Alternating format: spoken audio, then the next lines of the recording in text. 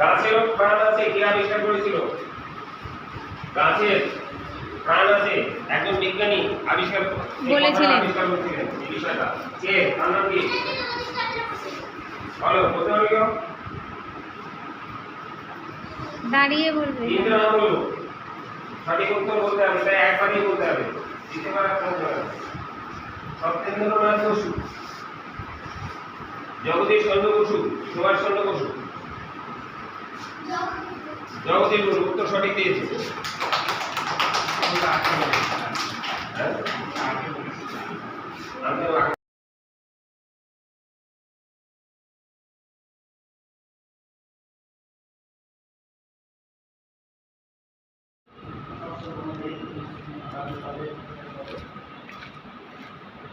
তো আজকে আমরা এখানে যে কর্মসূচিটা রেখেছি সেটা হচ্ছে